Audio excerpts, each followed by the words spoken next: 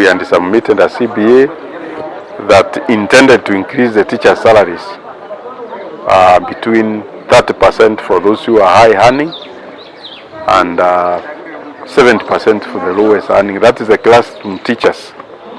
And you know, classroom teachers carries the bulk of the work that is in school. It's not the principals. So this disparity between the classroom teacher and the principal is immoral, and the more it continues, the more the teachers are getting discriminated. The CBA that we are waiting, we signed a memorandum of understanding with the incoming government before they were elected, and a number of things were agreed upon, which I cannot disclose. Our expectation as a union is that the TSC will roll out sessions for negotiations, because the economy has improved, and for that reason the teachers cannot wait anymore. We are handling the Teacher Service Commission in such a way that they will respect the teachers, they will respect the rule of law, because they are not following that. People are just loading on us. For example, when you transfer somebody because you want to punish, I'm telling you, a whole CEO goes to look for teachers who are asking questions. It's very strange that a leader will just go to specific persons and punish them because they're asking questions. Why don't you answer those questions? I mean, it's very strange. It is very strange. We have never supported what they did to members of the pressure group, because they are genuine concerns. They needed to be answered. Transfer after 5 years, there is a gentleman who talked about it.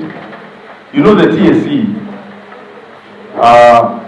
under Article 237 is empowered to employ, to discipline, to place, that is to transfer, and control the entry standards.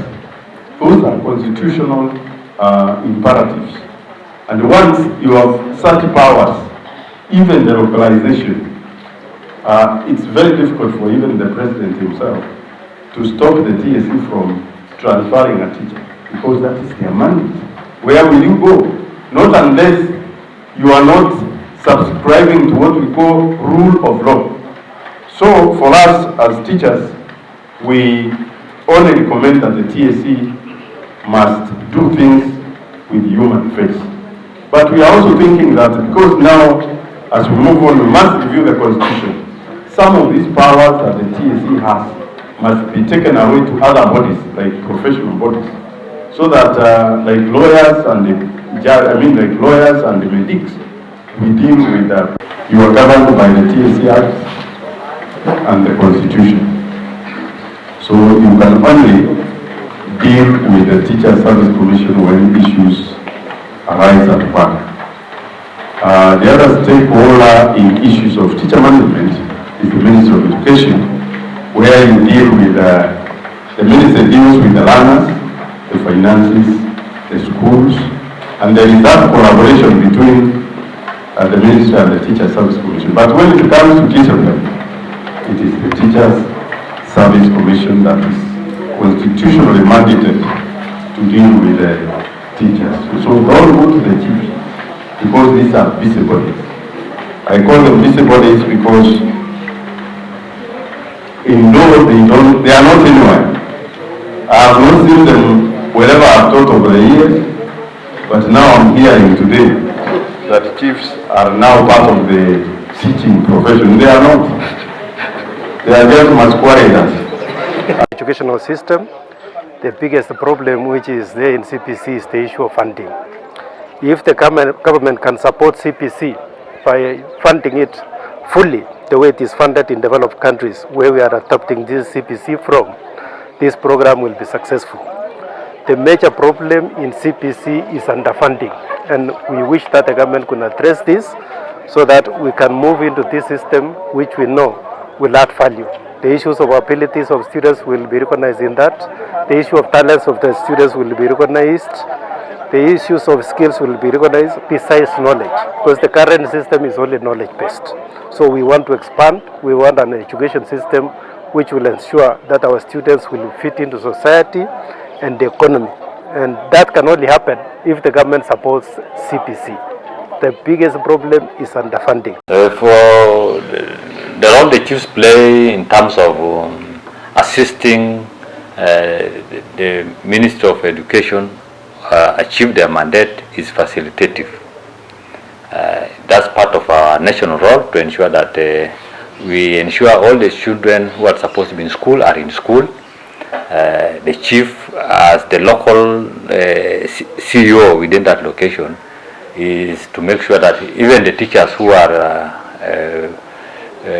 providing, who are taking care of our children in both secondary and primary school, they are comfortable, they are able to achieve their mandate of educating our children well. Then the chiefs are supposed also to protect, to ensure that the teachers and the staff in those schools, they get all the necessary support that they need.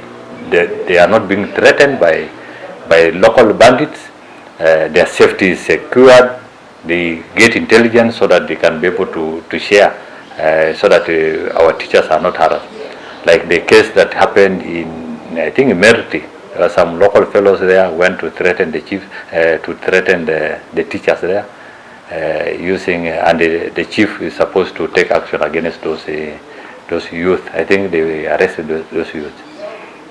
We have also cases where during the market day, the teachers are being ambushed on their way to Lonyiro, that area. But we are providing escorts in that place. We don't need to be providing escorts. We want the local people there to identify the people, those criminals, so that they can be arrested and charged. So that people, to remove that fear. If the teachers are fearful, they will not be able to teach our children well. Yet the teachers play a crucial role in the mental development and also the psychological development of our children. And it's the teacher who can also be able to give us information that is happening in the villages, whether there are molestations in the villages, the criminal activities that are happening in the villages, whether the children are being molested at the villages, because there are cases where defilement cases have happened and nobody knows, but the teachers are able to identify a victim and report, and the culprits have been arrested and action have been taken against them. So we will protect our teachers and are calling upon the chiefs or Ngao in total to ensure that all staff, whether they are teachers or other professionals within our county, are protected, and the chief plays a crucial role. And we will not want to hear that any member or any stakeholder as such is being harassed or intimidated or hurt by any criminal element.